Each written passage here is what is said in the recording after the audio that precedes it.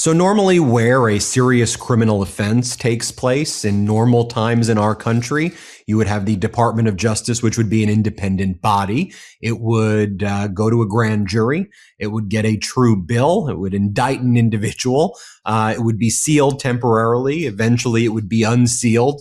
The public would get to read allegations. Usually, if it was a high-profile case, there could be a press conference while maintaining a criminal defendant's presumption of innocence. But you lay out, you show evidence, you show specifics, and then a court proceeding takes place. Ultimately, you get a jury verdict, and the Department of Justice in the past would go through that process. They had a presumption of regularity that our federal courts gave them, and you would go through a process, and that's what would take place. You know, was the process slow? Was the process messy? Sure, sometimes, but that was the way the process goes. In a banana republic, in a Trump regime where the rule of law doesn't exist, you have a crazy authoritarian psycho, Donald Trump, who goes out there with this bizarre entity that's now the DOJ, this dangerous, lawless entity. And you got regime media, state regime media, Fox, and, you know, there will be whatever fits the authoritarian's narrative, as crazy as it goes.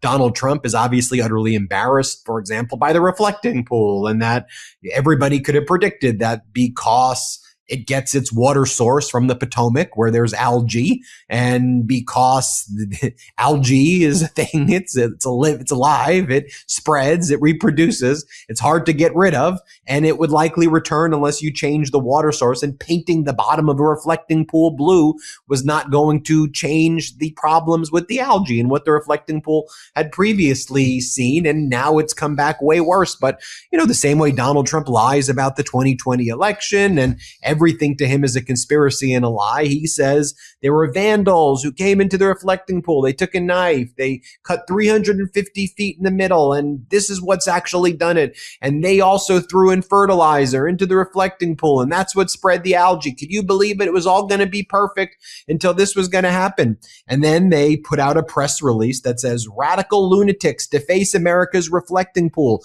and President Trump was right again. This is a real press release from the White House. From the White House. And I know we know that they have zero credibility at this point. Just when you read stuff like this, you're like, this is what the White House is writing. I don't know how any adult or grown up or just any human being can look at this and go, oh, this is how I want my White House to behave. They go, crazed and deranged lunatics have once again exposed their hatred for America with a cowardly and deliberate attack on one of our nation's most iconic landmarks, the newly renovated reflecting pool. Trump was right from the beginning. Fake news hacks and so-called experts immediately rushed to mock him, calling him a liar, and blamed the Trump administration's successful renovation instead of the vandals, but they were dead wrong. So, like Putin or like North Korea, we have regime media, Fox, and Fox runs the story, deranged vandals fuel mall sabotage trend, from blood rioting to reflecting pool damage.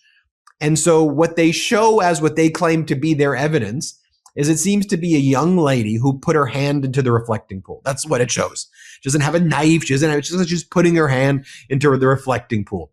But Trump's version of the events is that the vandals went into the middle, took a box cutter and did a 350-foot gash right in the middle, and then threw fertilizer, and that's what turned it green, and then started ripping it all out from the middle, not someone on the side putting their hand in the reflecting pool.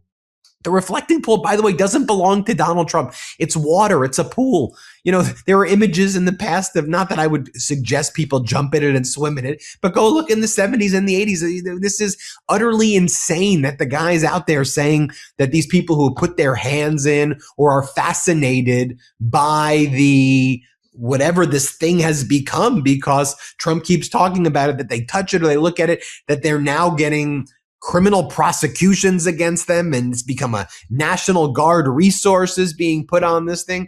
But here's the thing. The video that they're using, what they're trying to show, doesn't show what it is that he's saying it shows. And ultimately, if you are going to do, I mean, we have a lot of resources in the DOJ still, although thousands of people have left, and the FBI, although hundreds or thousands of people have left, right? So if there's a case where you've identified these reflecting pool terrorists who have gashed a 350-foot thing in the middle of it, then you bring your case, just shut up, bring your case, show that. Don't show me a video of a young lady or of a young woman who's on the side who looks like she's dipping her hands in. And here's what the company Rhino Linings that actually did the bottom lining says. Rhino Linings is aware of reports regarding localized areas of finish coat separation within portions of the reflecting pool rehabilitation project. Based on information provided to us by the project team, the condition is limited to isolated areas of the finish layer and does not affect the underlying waterproofing membrane. The project stakeholders are aware of the condition and corrective actions have been identified. As the material manufacturer, Rhino Linings continues to support the project team as requested. Questions regarding project execution or site activities should be directed to the project owner or the contractor. And that's the company that did the linings. I want to bring in Harry Litman from the Talking Feds YouTube channel, Substack, because Harry, there's a few issues over here. Number one, the presumption of regularity. This is one of the reasons why it's gone. Because what the hell even is this? Like, what the hell is this? This is not the way, Trump knows he can't win in courts. He can't win. By the way, even where there is a case like they brought against the alleged arsonist in Los Angeles, it was 10-2 against the feds. The feds couldn't put together a team of qualified prosecutors in a case like that. That result, think about that case getting a hung jury. You bring that case. So what the Trump regime has decided to do, they can't even try that case. They've lost all of their top talent, right? So they're just like, we're not even going to do court cases anymore. Yeah, maybe we'll do a misdemeanor, but we'll just litigate this thing in press releases. And here's an alarming fact also I'll just mention. When you look at other press, NPR, a top official at the National Park Service says, a liner along the bottom of the Lincoln Memorial was cut with a sharp knife or razor this month, causing damage. That's NPR. BBC, reflecting pool liner cut with sharp knife or razor, National Park Service says. NBC, a liner along the bottom of the Lincoln Memorial reflecting pool was cut with a sharp knife or razor, a top official at the National Park Service. How do these news networks even quote top National Park Service when we know that it's just Trump and his regime that just lie about everything? And here I just cited you some sources that should be more credible, and they're running with it too. It's just crazy to me. It really is crazy. Look, it's a White House press release. It wasn't that long ago that had some special claim to credibility or veracity, and now it sounds like so many of the worst sort of Truth Social postings of him. And okay, that's him, crazy Donald Trump. This is the White House, an official press release to tell the truth, to be there for all time. And what it's claiming is true is radical lunatics to face America's reflecting pool, and President Trump was right again. There's not a word in there that the evidence substantiates. And, starting with radical lunatics. So what we have is, let's start with the facts and then go to what they're trying to distort. They have now made charges, Ben, against some 7 or so people. Not a felony among them. It's all misdemeanors. And good luck to them even getting a misdemeanor conviction, because what we know from the people who have been charged, you have, thanks to Trump and his sort of lies and focus on the reflecting pool, made it a real focus of tourist attention. And you're there, and one woman saw a chunk of paint from the bottom just floating up there. Another, a clump of algae. This Olympian figure, Hearn, saw a peeled off part of paint, wanted to see what it felt like. Nobody is there to try to, or they haven't shown. We have even the photos that they talk about. There are photos involving slits of some sort, but the zero connection to anyone they've charged, zero connections to radical lunatics.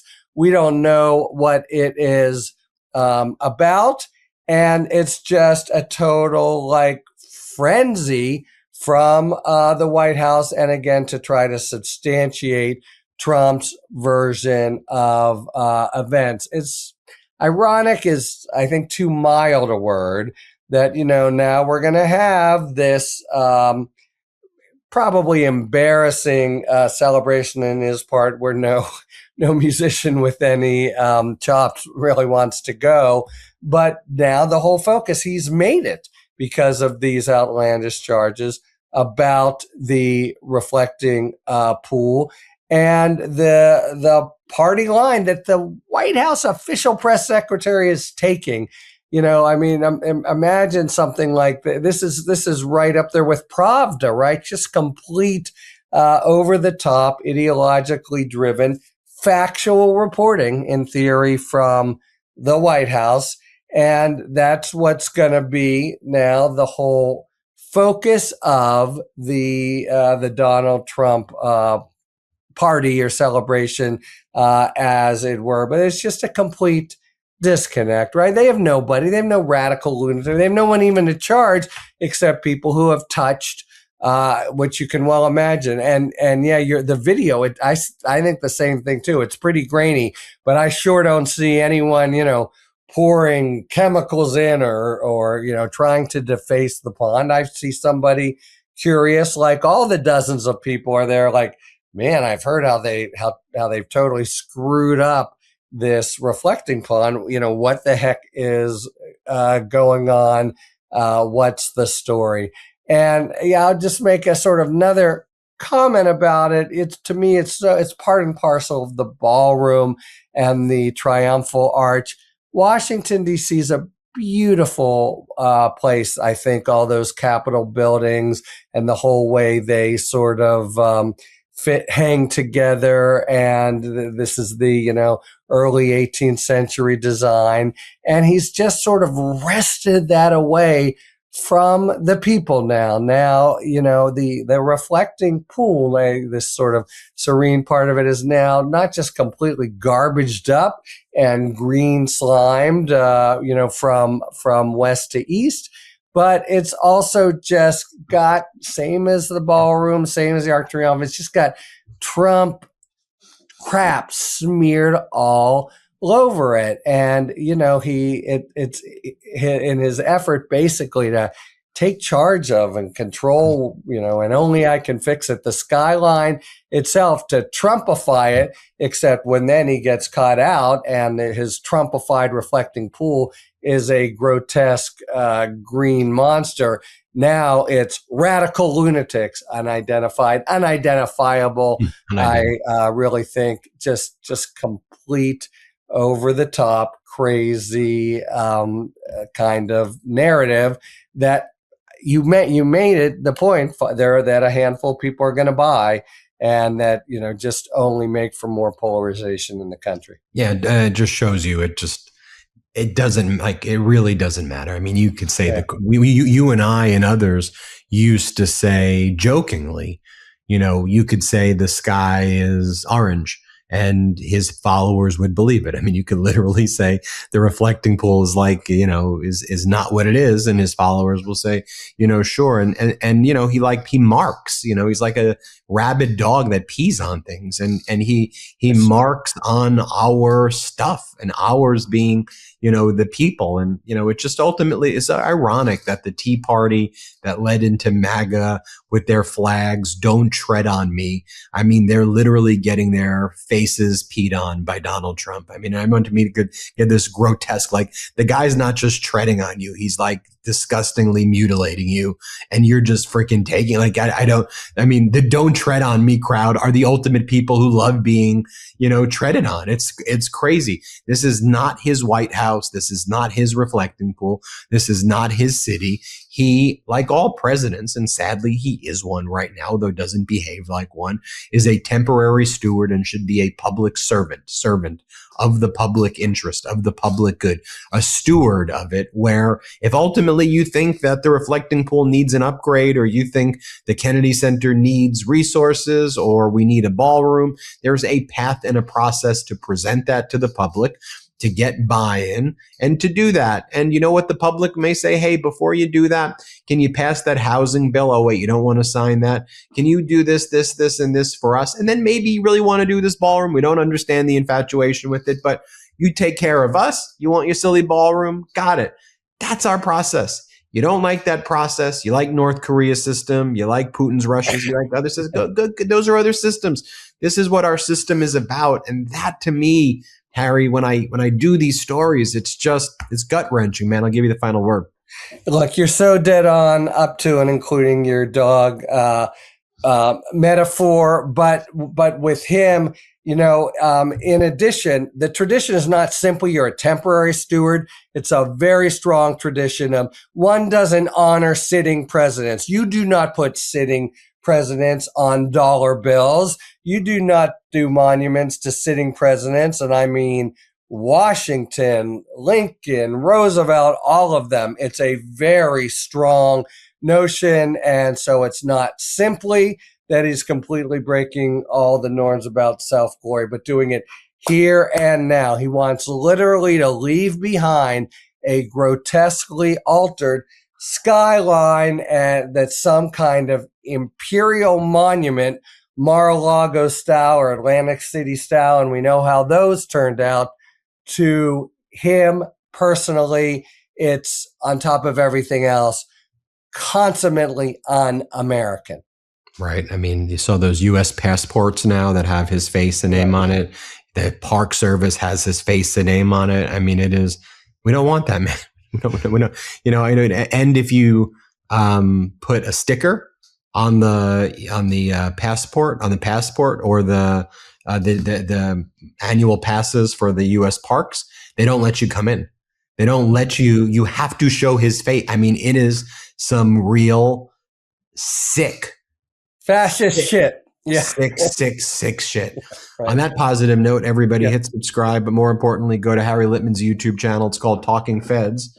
So just search on YouTube, Talking Feds. Harry, just briefly tell people and about a quick note from shit to Schiff. Because from bad to good, Adam Schiff, the senator, I do one-on-one conversations in San Diego for live crowds. We're doing one next Friday, July 3rd, with the good Senator Adam Schiff. TalkingSanDiego.net will give you all the info and show you how to buy tickets, which are going rapidly. Thanks, everybody. Hit subscribe. Let's get to 7 million. Thanks for watching. Be sure to add the MeidasTouch podcast on Apple Podcasts, Spotify, or wherever you get your podcasts for new updates every single day.